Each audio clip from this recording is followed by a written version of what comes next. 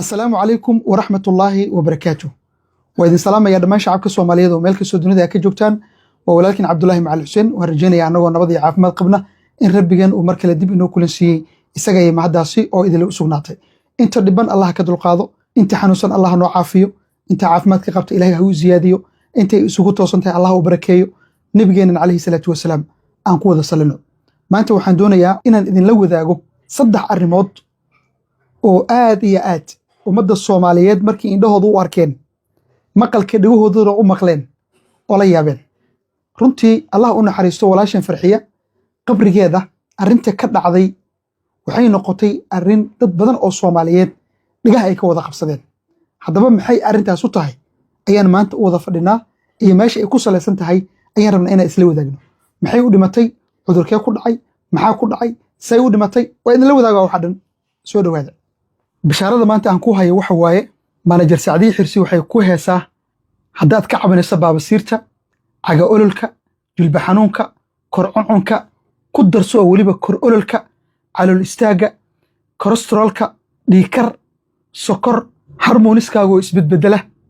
ilaah baa bixiya haddii dhanka awlaada aad ka cabanaysana waxay ku heesaa daawooyin dabiici ah oo ugu xamadaada dib kugu soo kobcinaya dhanka raganimada sidoo kale waxay ku heesaa daawooyin dabiici ah oo raganimadaada ku kobcinaysa ku sii darso oo manager Saacidi Xirsi waxay ku sameysay qiimo dhimis aad u ballaaran oo runtii aad iyo aad ku raali gelin doonta sidoo kale waxay ka caawin doontaa adigoo gurigaaga joogo caruurtaada dhex jooga reerkaaga dhex joogo inaad gurigaaga ku dhex ganacsato dhanka online-ka ah waliba waxay kugu bari doontaa si bilaash ah sidoo kale waxay kula dhisi doontaa group aad ka wada shaqaysataan haddii miisaankaaga uu culus yahay manager Saacidi Xirsi waxay ku siin doontaa daawooyin dabiici ah oo miisaankaada isaga dhimi doonto dadka waayeelada iyo caruurta yaryar ee nafaqadarada la ildarana waxay siin doontaa daawooyin dabiici ah oo nafaqadooda dib ugu soo celiso waa barwaaqi bashbash telefoon lambarkeedu halkaas ayuu kaaga muuqdaa waa rajeynayaa inaad soo wici doonto linkiga aad kala xiriiri doontona muuqaalkan aad daawanayso commentigiisa ugu horeeya ayaan kugu soo dejinay ku dhufo oo halkaa kala xiriir aad baa u mahadsantihiin aad iyo aad walaalayaal sida hordhaca barnaamijkayga aad ku soo aragteen walaasheen Allah u naxariisto waa maalin jimco ah ilaahi subxaanahu wa tacaala aan u weydiino in rabbigeen uu cadaabkiisa ka ilaaliyo kitaabkeedana midigta uu ka siiyo marti la jecel yahay ilaahi subxaanahu wa tacaala uu ka dhigo waa habeen jimcaad waxa weeye walaasheen oon intaa ugu duceyno sidaa la socotaan duugta ama geerida gabadhan walaasheen ah heerar kala duwan ayay soo martay dhanka Soomaalida marka la yiraahdo dadka Soomaalida qaarkood waliba kuwa baraha bulshada isticmaalo qof nool inay yiraahdaan wuu dhintay wax nagu cusub ma ahan waana caadadeena ee ceebtanada ma aha qof dhintayna in waxaasoo macnaha hadalla loo saariyo wax hadda nagu cusub ma ahan ama farxiya Allah u naxariistay markii ugu horreysay arinta ayada lagu sheegay ma aha waxa waa wax soo jiray hadduuna isbedel imaanna way sii socon doontaa dadku haddaysan xaq iyo runta isu sheegin waxba iskuma sheegin moogta aad iyo aad sida aad la socotaan walaalayaal wax haddada intan la eg ee ummada intaa leeg ay isugu soo baxeen waa ka qaybgalka duugta gabadhan walaasheena Allah u naxariistay ee shalay ka dhacday magaalada Muqdisho sida aad la socotaan cisbitaal kale ayay ku geeriyootay cisbitaalka Madiinana waa la keenay meesha bointiga ugu weyn ummadda Soomaalidu ay wax ka dhaxraadinayaan horta halkaas waxa la yiri cisbitaal bay ku dhimatay cisbitaalka ay ku dhimatay maxaa halkaasun inta meedkeedii iyo loogu dhaqa hawsheeda loogu dhameeyo halkaa uun duugta looga geen waayay waay in cisbitaalka looga soo qaaday cisbitaalka Madiina loo keenay waxay doonto ka timid waa halkaas waxa la yiri farxiye wax halkaa looga soo qaaday oo halkan loo keenay sababtu waxa waaye nimankii cisbitaalkaas joogay ayaa dilay gabadha waa la sumeeyay waxa halkan loo keenayna wax kale ma ahe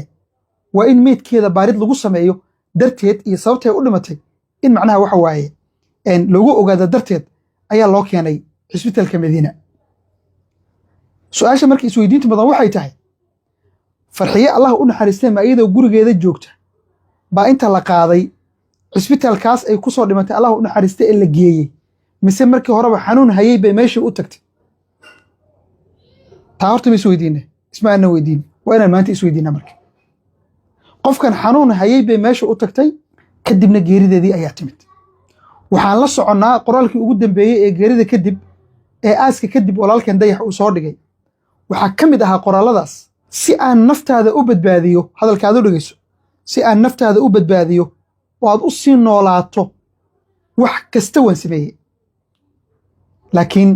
way ii suurtageli waydayoo amarkii ilaahay baa ka weynaaday halkaas maxaa ka muuqata inay xanuunsaneed oo dadaal fara badan uu u muujiyey si macnaha xanuunkeeda caafimaad loogu heli lahaa oo daawooyin loogu heli lahaa waa suurtageli wayda inaad sii noolaato waayo ilan maayashaas ma aysan dhaafi lahayn cisbitaal kasta oo la geeyey iyo daawo kasta oo loo qoro meesha ma aanay dhaafi lahayn saacaddaasna ma aysan dhaafi lahayn halkaa marka maxaa ka cad in gabadhu walaashana ay xanuunsaneed oo markii dambena ay geeriyootay taa marka waxaan leeyahay dadkii lahaa gabadha waa la sumeeyey oo sidan baa lagu sameeyey oo sidan baa lagu sameeyey dadkii lahaayo waxaa daliil idin ah sida uu walaalkeen u sheegay dadaalka uu u muujiyey sidii uu caafimaad ugu heli lahaa gabadhaas waaya haddaba sida idin muuqato muuqaalkan halkan idinkaga muuqda waxaa ka dhacday qabriga dushiisa waxaa ka dhacday arrin lama filaan ah nin odaya oon u malaynayo in faamil ahaan xagga gabadha uu ka soo jeedo allah u naxariista baa meesha waxa uu ka sheegayaa waxaad noo soo kaxaysateen askar duulaan baad nagu soo qaadeen weliba dadka la haystay dalmar iyo dalmar dheere iyo dayax iyay ka ahaayeen uu dayaxna uu baryootamoo leeyahy adeer saas maahan bal suga marka dambena dalmar uu hadlayo leeyahy adeerayaal bal intaad isdejisaan si gooni ama u wada hadallaa marka dambena faamilku ay leeyihiin idinku iska baxa oo wiilka iyo aabbihii iyo annaga isku kaaya daaya halkaa marka dadka soomaalidu waxay u beddeleen gabadhannada baaritaan baan ku samayn lahaynoo idinka ayaa noo diidoo askar baad noo soo kaxaysateen halkii baaritaanka aad ku samayn lahayd askar baad soo kaxaysateen oo weerar baad nagu soo qaadeen si aan gabadha meydkeeda loo baarin waa dadku sida ay leeyihiin social media arrinta la dhaxwadooda laakiin dadkii goobjoogayaasha ahaa unbaa arrinta sheegi karo laakiin inta muuqaalka ee kore annagaan aragnay ama codku sidan ayuu ahaa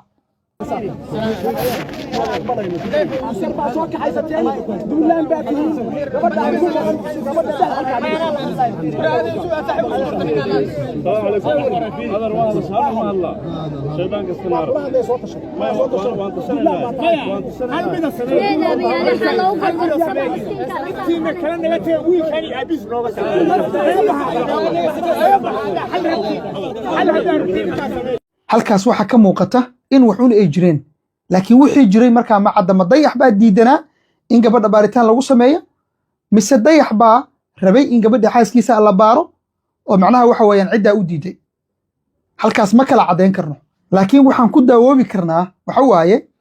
gabadhu way xanuunsaneed dayaxna dadaal badan buu u muujiyey si gabadha caafimaad loogu helo laakiin tii ilaahay baa ka tambadatay oo way suurtogeli wayda inay sii noolaato taas annaga caddeen noogu filan dayaxna qoraalkiisa ku filan dadaalka uu muujinayna annaga macnaha waxa weeyaan noogu filan waaya social media dhanka tiktoka dad fara badan oo ka sheekeynaya baa waxay leeyihiin saambay u dhimatayo sokor baa ku dhacdayo keliyaha fariistayo sidan bay noqotayo intay noqotay soo gunaanud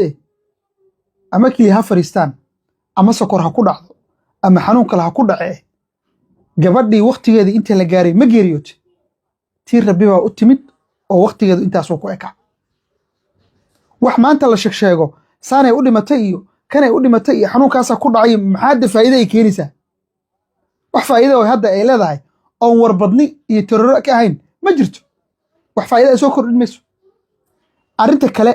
ee dad badan oo Soomaaliyeed maanta ay xaqiiqsadeen waxaa ka mid ah aas noocaa looga soo qayb galay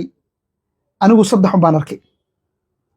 allah u naxariisto walaasheen Luul Cabdicaziis allah u naxariisto ajakis cabdi muriid dheer ajakis iyo farxiyo baan ka arkay ummad Soomaaliyeed oo inta la eg ay ka soo qayb gasho oo ka dhacday magaalada Muqdisho inta social media hadda aan ku jirnay 3 qofood baan dul istaagay taa marka maxay ku cadeynaysaa gabadha walaasheen ah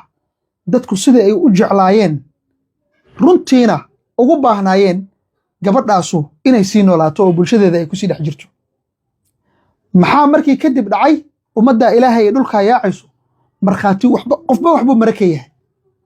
maxaa markay duugteedu dhacday kadib soo baxay in dad fara badan oo masaakiin ah oo dhibanayaal ahaa oo guryahoodii qaarkood laga dumiyey iyadu ay gacanta ku haysay oo biil joogto ah ay siin jirtay oo caruur agoommo ah oo guryahoodii dowladdu ayaan dhaweytay markii guryaha la duminayay guryahoodii laga dumiyey iyadu ay gacanta ku haysayba yaa weligan social media ka maqlay farxiya intay boorso qaadatay muuqaal iyo fiideo qaadatay ummadda dhex socotay oo lacag qaybinaysa weligan ma aragnay maya laakiin maxaa soo baxday markay dhimatay kadib wixii khayr ah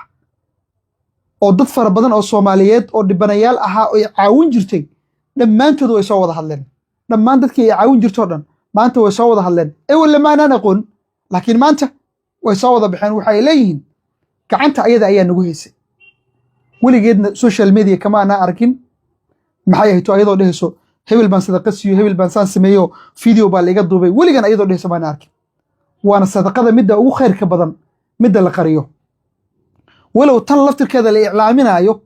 ay tahay dhiirigelin bulshada kale lagu dhiirigelinayo in dadku ayaguna ay wax la baxaan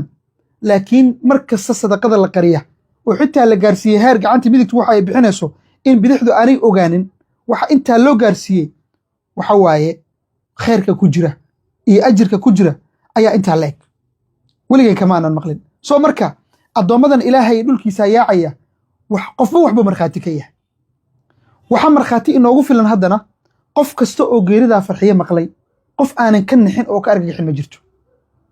qof kasta wuu ka naxay taa marka maxay ku tusinaysaa dadka agtooda siday ka ahayd bay ku tusinaysaa okay qofka intuu nool yahay oo dunidan uu joogo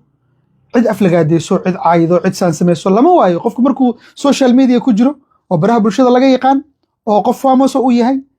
de macnaha qofku halkaa uma soo fadhiyo keliya in la amaano uma soo fadhiyo keliya qofka in la yiraahdo hebelow keep going dad caayo lama waynayo asagana waa inuu accept gareeyaa oo aaminaa social media hadduu joogo qof caaya iyo qof asaga ka soo horjeesado in ay jiraan waa inuu aqbalaa qofkaas marka waxba tari mayso farxiye markay nooleed waa la caayi jiray haddana waa la ammaanayaa taa waxba tari mayso qofku intuu nool yahay wax walba wuu la kulmayaa laakiin maanta annaga maxaa noocad gabadha inay gabadh wanaagsan ahayd wixii ayada u qarsoon oo rabbi ayada kala dhaxeeyey annaga nama quseeyaan laakiin maxaa maanta caddaatay in gabadhaasu ay ahayd gabadh wanaagsan oo waxa ay baxsanaysaan ay ahaayeen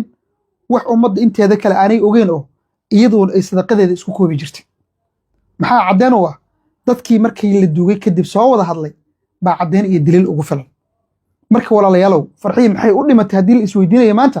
farxiye tii rabbi baa u timid wakhtigeeduna halkaas uu ka ekaa warka murtidiisa iyo muhiimaddiisu intaas wahay inta aan isla qirno